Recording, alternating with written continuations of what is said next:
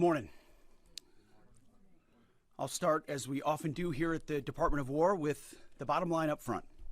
For the world to hear and the press to actually admit that the United States is decimating the radical Iranian regime's military in a way the world has never seen before. Never before has a modern, capable military, which Iran used to have, been so quickly destroyed and made combat ineffective, devastated. We said it would not be a fair fight, and it has not been. As I stated during our first press conference on day 2, that was 10 short days ago, the combination of the world's two most powerful air forces is unprecedented and unbeatable. Between our air force and that of the Israelis, over 15,000 enemy targets have been struck. That's well over 1,000 a day. No other combination of countries in the world can do that. So today, as we speak, we fly over the top of Iran and Tehran. Fighters and bombers all day, picking targets as they choose. As our intelligence gets better and better and more refined. Looking up, the IRGC and Iranian regime sees only two things on the side of aircraft: the Stars and Stripes and the Star of David. The evil regime's worst nightmare. Iran has no air defenses. Iran has no air force.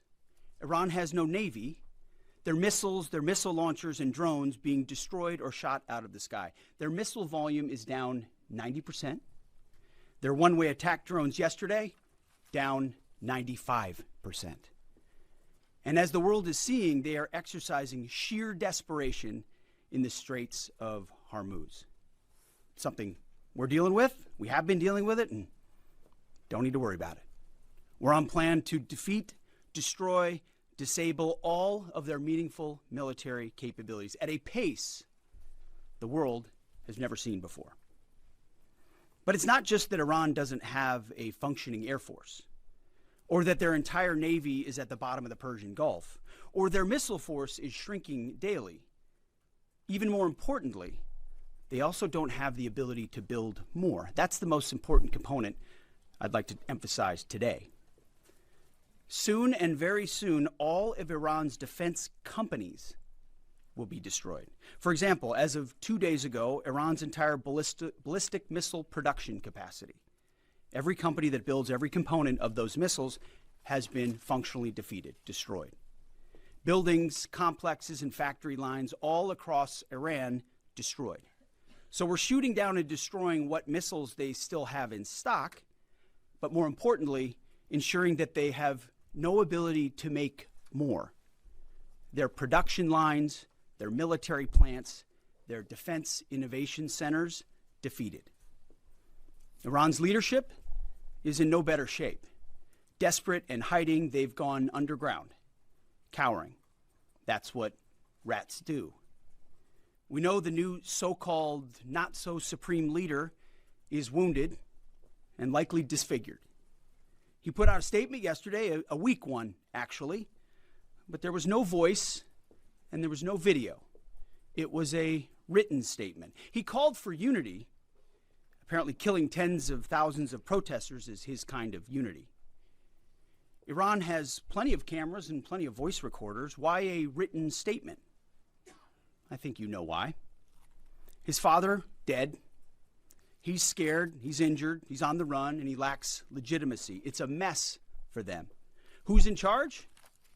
Iran may not even know. With every passing hour, we know, and we know they know, that the military capabilities of their evil regime are crumbling. They can barely communicate, let alone coordinate. They're confused, and we know it. Our response? We will keep pressing. We will keep pushing, keep advancing. No quarter, no mercy for our enemies. Yet some in this crew, in the press, just can't stop. Allow me to make a few suggestions. People look up at the TV and they see banners, they see headlines. I used to be in that business, and I know that everything is written intentionally. For example, a banner or a headline, Mideast war intensifies, splashing on the screen, the last couple of days, alongside visuals of civilian or energy targets that Iran has hit, because that's what they do. What should the banner read instead? How about Iran increasingly desperate? Because they are.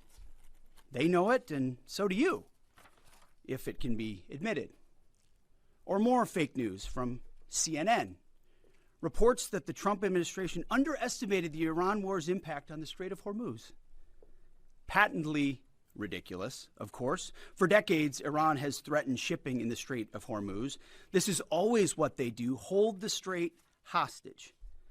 CNN doesn't think we thought of that. It's a fundamentally unserious report. The sooner David Ellison takes over that network, the better. Another example of a fake headline that I saw yesterday: war widening. Here's a real headline for you for an actual patriotic press. How about Iran shrinking, going underground? You see, Iran's leaders are hiding in bunkers and moving into civilian areas. The only thing that is widening is our advantage. Not to mention our Gulf partners stepping up even more, now going on the offense, and have always been with us on the defense with collective and integrated air defenses. Our will, it is unshakable. Our options, maximized, and our capabilities still building. We're going up, they're going down. As I said from the start, President Trump holds the cards.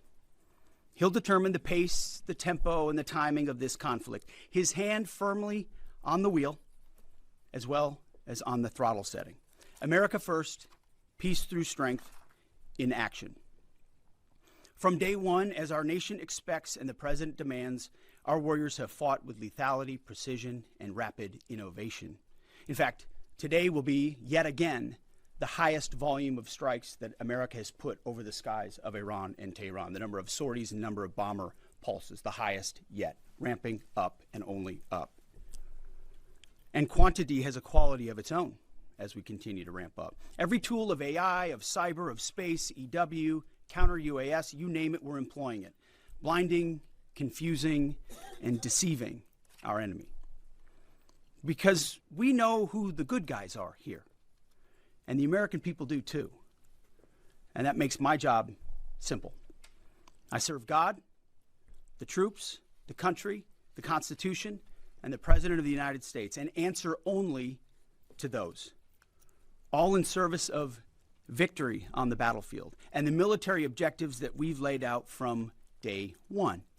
Defeat the missiles, missile launchers, and defense industrial base, which I laid out today. Defeat the Navy and deny Iran the ability to have a nuclear weapon. Clear, decisive, achievable. And Admiral Cooper knows, the CENTCOM commander who we spent a couple of hours with last night, that in pursuit of those objectives, we have his back in every way. His commanders know that, and so do the troops in harm's way. Admiral Cooper gets what he needs, the assets, the authorities, the munitions, you name it. We will stop at nothing to win. War is hell. War is chaos. And as we saw yesterday with the tragic crash of our KC-135 tanker, bad things can happen. American heroes, all of them. And as I have with all of them, as we have, we will greet those heroes at Dover, and their sacrifice will only recommit us to the resolve of this mission.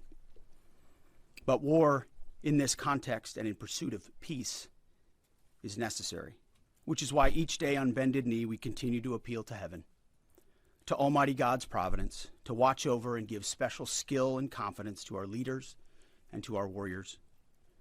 To those warriors who this nation prays for every single day, I hear from all of you out there who pray for them every day. Stay on bended knee and pray for them. I continue to say to them, Godspeed. May the Lord bless you and keep keep going. Jelajahi cara baru mendapatkan informasi. Download MetroTV Extend sekarang.